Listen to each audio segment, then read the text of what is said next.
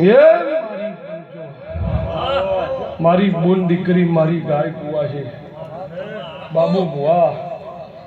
હું ધોરિયા વડની માતા ખમા છું બાબુ જો નવરંગી મોડવે 33 કરોડ દેવ મારા ગોગાના મેળે કદાચ માલતું છે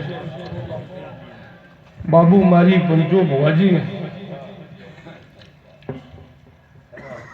મારા દેવનન કળજુગના ભાઈબંધી થઈ ગઈ છે ધલા